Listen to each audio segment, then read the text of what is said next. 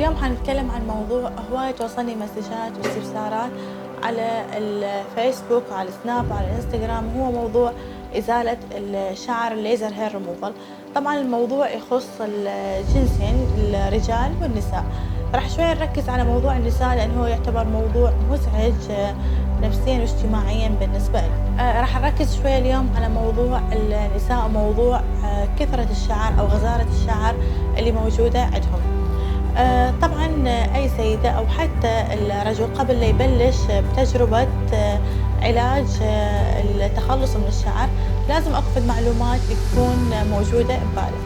أول معلومة أو أول نقطة نهتم بها هو المفروض تعرف بالأحرى شنو نوع غزارة الشعر اللي موجودة عندها. النوع الأول هو الهايبرتراكوموسيس، اللي هو يكون شعر وبري لكن يكون لونه فاتح وناعم جدا، اللي هو هذا نشوفه بأكثر البنات الشابات، وهذا بالعادة أنه ما يحتاج إلى تدخل علاجي عند طبيب أو مختص أو حتى مركز تجميل. ممكن أنه يزيل الشعر بالطرق التقليدية، وأكثر الأحيان تكون أسبابها هي وراثية أو طبيعة الجسم. النوع الثاني اللي هو الأكثر شيوعاً واللي نشوفه بأكثر مراكز التجميل والأطباء والسيدات والشابات اللي يعانون منه هو مرض الشعرانية، الهيرسوتيزم، اللي هو أكيد له أسباب هواية. طبعاً بهاي الحالة ضروري جداً قبل البدء بأي علاج أو بأي نوع ليزر لازم نعرف هو شنو أسباب هاي الحالة ونعالج السبب، بعدها يلا نقدر نبلش اللي هو جلسات الليزر. مثل ما نعرف انه الهيرسوتيزم انه نوع الشعرايه يختلف عن النوع الاول، انه الشعرايه تكون سميكه جدا، يكون لونها غامق وتنتشر بمكانات اللي هي مو من الطبيعي انه تظهر او يظهر الشعر بهاي المكانات بالنسبه للمراه، اللي هي المكانات اللي يظهر بها الشعر للرجل، يعني مثل مكانات الشارب او الذقن او اللحيه وغيرها. طبعا هي الحاله هاي مزعجه جدا، ممكن تأثر على المراجعة نفسيا، وحتى ممكن أنه تؤدي إلى انعزالها اجتماعيا مثل ما نشوف الحالات اللي تجينا للعيادة.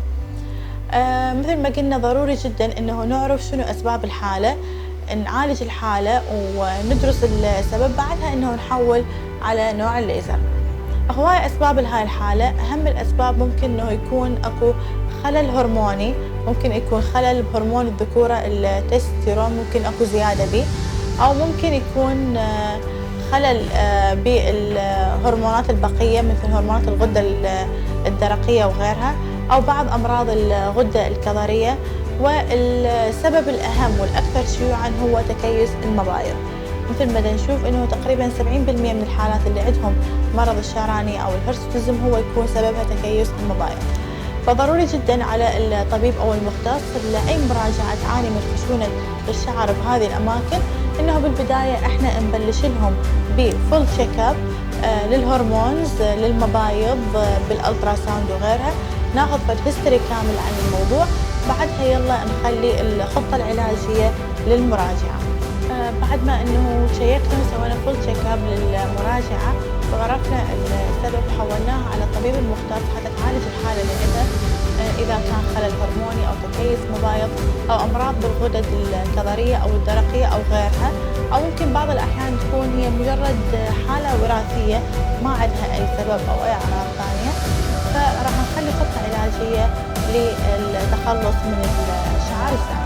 بعد ما عرفنا نوع الكثافة بالشعر وطبيعة الشعر هذا، راح نخلي خطة علاجية للتخلص من الشعر. الخطة العلاجية تشمل ضروري جدا انه نعرف شنو نوع الليزر اللي مستخدم. طبعا بالفترة الأخيرة أو مثل ما نعرف انه طب التجميل وعالم الليزر بتجدد وتحديث مستمر، فلازم نشوف انه هواي انواع من الليزر دخلت لنا بالفترة الأخيرة، وكل ما اكو ليزر يسوي لي فد مضاعفات او تكون النتائج بيه اقل، نشوف الاطباء والعلماء بعد فتره ينزلوا لنا فد ليزر جديد يكون افضل كنتائج وكسايد افكت اقل من اللي قبله. فضروري انه احنا نعرف شنو نوع الليزر اللي راح نستخدمه لكل حاله. مثل ما نعرف او ممكن انه البعض ما يعرف انه اكو انواع متعدده من الليزر. طبعا كل ليزر له استخدامه، وحتى الليزر الخاص بإزالة الشعر بأنواع، كل نوع بشرة ليزر خاص، وكل طبيعة شعره أكو ليزر خاص. طبعا للأسف نشوف هنا وتقريبا بس بالعراق إنه هاي دا أشوف هاي الحالة، نشوف بعض مراكز التجميل أو بعض العيادات يكون عندهم جهاز ليزر واحد يستخدموه لكل الأشخاص وكل أنواع البشرة وكل ألوان الشعر، وهذا طبعا فشي خاطئ، لأن نشوف برا نشوف إنه لازم يكون عندنا أكثر من جهاز ليزر حتى إحنا نقدر نسوي فد خطة علاجية لنفس المريض حتى نحصل على نتائج كاملة. بالنسبة لأنواع الليزر حتى يكون المريض أورينتد بالموضوع، يعرف إنه هو إيش راح يستخدموا له. مثل ما قلنا عندنا أكثر من نوع من الليزر، حاليا بعيادتنا موجودة كل أنواع الليزر، فنقدر نتحكم بها حسب حالة المراجع. النوع الأول من الليزر هو الألكسندرايت ليزر، اللي هو تقريبا الليزر الأول حاليا بمنطقة الشرق الأوسط، الطول الموجي مالته 770. يعتبر هو أفضل أنواع الليزر لسبب واحد، إنه بصيلة الشعر المحملة بالميلانين تعطيني فد أعلى امتصاص لأشعة الليزر اللي يولدها الألكسندرايت ليزر، ولهذا أنا راح أحصل على نتائج عالية بعدد جلسات أقل. ممكن تكون السايد افكت أكثر إذا اللي استخدم هذا النوع من الليزر يكون غير متمرس وغير مختص، لأن تكون الحرارة مالته أعلى، بس كنتائج هو الأفضل. ونشوف إنه حتى عالميا الأطباء اللي يستخدمون هذا الجهاز بدأوا ينطون إنه جارانتي وأي ضمان إنه بعدد جلسات معينة ممكن إنه يتم إزالة الشعر نهائيا. الجهاز اللي نستخدمه حاليا بالعيادة هو السانشور إليت بلس، اللي هو أمريكي الصنع ومحصل ال FDA approval. ومثل ما نعرف إنه ال FDA ما تعطي ترخيص لأي جهاز أو أي ماشين إلا بعد دراسات عديدة، وإنه شوف ما بي أي سايد إفكت، وشوف إنه الريزلت مالته بتكون عالية يلا تعطيه الترخيص. هذا الجهاز مثل ما قلنا إنه هواي أطباء بالعالم دا ينطون جارانتي على النتائج هالقد ما هي تكون مضمونة، ويكون مناسب للبشرة بالشرق الأوسط. النوع الثاني من الليزر اللي موجود واللي ممكن إنه نستخدمه هو الدايود ليزر، اللي هو طول الموج مالته 808 نانومتر. طبعا اكو مصطلح يطلق على الليزر هذا اللي هو الليزر البارد. حابة انه اوضح هذه النقطة، انه ماكو ليزر بارد مستحيل، بس انه نوع من الماركتينج والترويج من بعض الشركات انه هذا هو الليزر البارد. لأن عموما بصورة عامة إنه كل أنواع الليزر هي تحول الطاقة أو أشعة الليزر إلى طاقة حرارية، وبالتالي راح يصير عندي فد نوع من الحرارة، فأكيد راح يكون شوية ألم، بس ممكن نحن نتلافى الألم هاي بأجهزة التبريد أو بكريمات التخدير المرافقة لجلسات الليزر. فماكو ليزر بارد. هواي تجيني أسئلة إنه أكو ليزر بارد أو الليزر اللي بتستخدمه بارد أو حار، فهو ماكو ليزر بارد، هو كل أنواع الليزر ممكن إنه ترافقها حرارة معينة.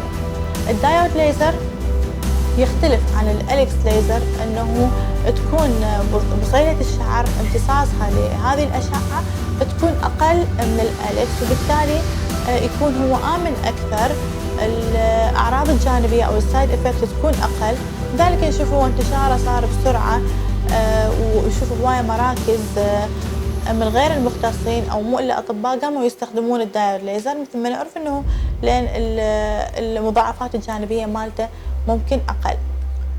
النوع الثالث من الليزر اللي موجود عندنا هو الأندياغ ليزر. طبعا الأندياغ ليزر أخذ صدى واسع بالعالم العربي، والسبب هو إنه المضاعفات الجانبية مالته تكون أقل، امتصاص البصيلة لأشعة الليزر راح تكون أقل بهواية من الدايود ومن الأليكس، بهذا إنه إحنا ما راح تكون عندنا حرارة عالية، فما راح تكون سايد إفكت أكثر. الفرق بين الأجهزة الثلاثة إنه عدد الجلسات راح يختلف، ممكن إذا أنا أحتاج بالأليكس 4 جلسات، بالدايود راح أحتاج أكثر بجلستين أو 3، وبالأندياغ راح أحتاج أكيد الضعف، فهذا راح يكون الفرق بالأجهزة. وأكيد الطبيب المختص راح يكون هو اللي راح يحدد لي نوع الجهاز اللي أنا راح أستخدمه حسب لون البشرة وحسب طبيعة الشعراية وحسب حالة البيشنت بصورة عامة. فضروري إنه بكل مكان تتوفر أكثر من جهاز. طبعًا سؤال مهم هواية يجيني على الفيسبوك أو الإنستجرام أو السناب، إنه دكتورة إنه الأخصائية استخدمت لي جهاز بجلسة شكل وبالجلسة الثانية غيّرت نوع الجهاز. طبعًا هو هذا الصحيح، لأن مثل ما قلنا إنه ممكن المنطقة الواحدة يكون بيها أكثر من نوع من الشعراية، ممكن أكو شعرة وبرية، ممكن أكو شعرة بيضة، ممكن أكو شعرة سميكة. فأكيد إنه إحنا مخلينها فد خطة علاجية مكتوبة بالفايل مالتها، ممكن تكون هي مو على اطلاع عليها، بس الأخصائية هي اللي تعرف إنه إيش راح ترتب لها النظام، فراح تستخدم لها أكثر من نوع من الجهاز، وهو هذا الصحيح اللي مستخدم عالميًا. هواية تيجي أسئلة أو هواية نشوف مراجعات هنا يعانون من الشعر الأبيض، ممكن نتعرضوا إلى استغلال من البعض أو سوء فهم أو عدم معرفة بالموضوع. نشوف هواية يجون يقول إنه أنا سويت 10 جلسات بالشعر الأبيض وبالليزر وما راح الشعر الأبيض، وهذا شيء خطأ جدًا. مستحيل إنه الشعر الأبيض يخلصني من الليزر، ولا بمركزنا ولا بأي مركز بالعالم ممكن إنه نتخلص من الشعر الأبيض بالليزر. السبب إنه الشعراية البيضاء هي خالية من الميلانين، وفكرة الليزر هي تشتغل على الميلانين، إنه صبغة الميلانين الموجودة ببصيلة الشعر هي اللي راح تمتص أشعة الليزر، وبالتالي راح تتحول إلى حرارة تتحطم البصيلة وتخلص من الشعر. حالة الشعراية البيضاء ماكو صبغة الميلانين، فما راح أحصل على أي نتيجة لأن ماكو امتصاص لأشعة الليزر. الحل الوحيد لحد الآن اللي اكتشفوه أو اللي يستخدموه بالعالم كله هو تقنية التحليل الكهربائي، اللي هي تستخدم إبر كهربائية توصل لي الكهرباء لبصيلة الشعر، تتحول إلى حرارة وتتحطم بصيلة الشعر وأتخلص منها. طبعًا الأبديت الوحيد اللي صار بالموضوع إنه قبل كنا نستخدم الإبر اللي ممكن تترك لي آثار بالمكان، حاليًا الإبر الموجودة أو الجهاز الموجود ما راح يترك لي أي آثار بهاي المنطقة. بس إنه إحنا نحتاج جلسات مفتوحة، ممكن 10 أو 15 جلسة حسب الحالة. خلال الجلسات ممكن إنه نسوي شيبينج للمنطقة حتى يكون الشعر معلم ومعروف حتى نشوفه بالجلسة. هاي الطريقة الوحيدة اللي تفيد لي للشعر الأبيض. مثل ما نعرف إنه دورة حياة الشعراية تمر ب3 مراحل، اللي هي مرحلة النمو والخمول والانفصال. الليزر راح يشتغل لي على منطقة على الشعراية اللي تكون بمرحلة النمو فقط. إذا ناخذ فد زوم معين من الوجه مثلا منطقة الخد، راح نشوف شعراية بمرحلة النمو وواحدة بالانفصال وواحدة بالخمول. فأكيد بهذه الجلسة الأولى راح أتخلص من الشعرايات اللي هي تكون بمرحلة النمو، بالجلسة الثانية راح أتخلص من الشعرايات اللي هي كانت بمرحلة الخمول وتحولت إلى مرحلة النمو، وبهيج حالة راح بتكرار الجلسات راح أتخلص من الشعر كله بصورة نهائية. أشوف حالات مسوين ليزر بمكانات غير معروفة، إنه مسوين ليزر إزالة الشعر كل أسبوع جلسة، وهذا فالشي كلش خطأ، لأن منطقيا إنه هي دورة حياة الشعراية 21 يوم، فالمينيمم تكون جلسة إزالة الشعر كل شهر أو شهر ونص حتى نقدر نتخلص ونحصل على نتائج صحيحة. تجي أسئلة هواية إنه كم عدد الجلسات اللي نحتاجها حتى نتخلص من الشعر نهائيا. طبعا احنا ما نقدر نحدد فد عدد مضبوط، بس ممكن انه ننطي رينج من 5 إلى 10 جلسات. بعض الأحيان إذا أكو مشكلة ممكن حتى تحتاج فوق 10 جلسات، تبقى حسب طبيعة شعرها وطبيعة جسمها. نشوف بعض الأحيان بعد ما يتحول الشعر من الشعر السميك لونه غامق الخشن ومنتشر بكثرة بالوجه، يتحول إلى شعر وبري ناعم جدا، بس ممكن يكون لونه غامق. حاليا قبل بالسابق كان انه ما إلى حل، انه خلص بعد ما كملت جلسات الليزر ممكن انه تلجأ الى الطرق التقليدية القديمة اللي هي الخيط والواكس وغيرها. حاليا بعد ظهور الليزر الكربوني صار له فائدة مهمة وحلوة جدا، انه استخدامها للليزر الكربوني حتى تصفي البشرة وتقشرها وتحصل نتائج حلوة. من ضمن الفوائد اللي بيه راح يحاول يشقر لي لون الشعراية، يعني يحول لونها من اللون الغامق إلى لون فاتح، وبالتالي ما راح تضطر إلى إزالة الشعر بالطرق التقليدية الثانية. وهواية ناس نشوفهم يجون يستخدمون الليزر الكربوني فقط لهذا السبب. شيء مهم جدا نشوفه هواية من الزبائن والمراجعات اللي يجون على هذا الموضوع بالتحديد، اللي هو الفرق السعر بيننا أو بين غير مراكز أو بين طبيب وطبيب ثاني. طبعا الفرق السعري هو أكيد وراء سبب معين.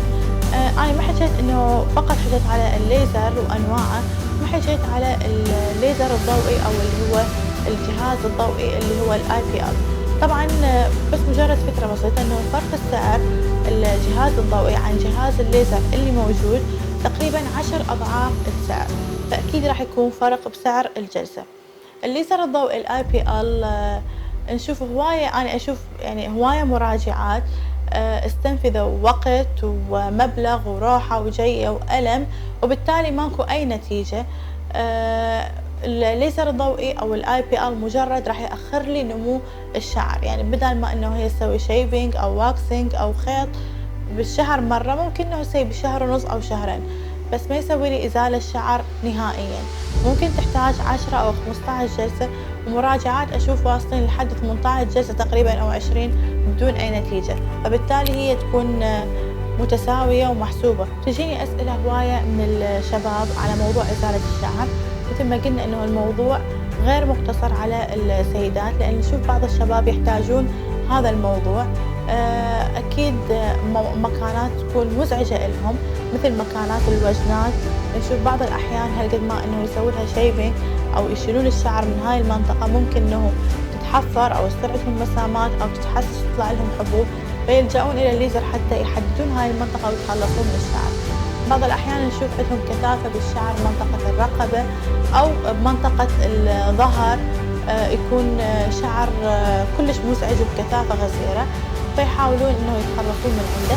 فأكيد هو نفس الآلية، إنه إحنا راح نستخدم خطة علاجية معينة، لأن قلنا إنه إحنا بمركزنا متوفر خطة علاجية كاملة بأكثر من نوع من الجهاز، موجود الأليكس وموجود الأندياك وموجود الدايود وموجود جهاز التحليل الكهربائي. كلها بعد المعاينة راح نحدد إنه شنو المراجع ممكن إنه يحتاج.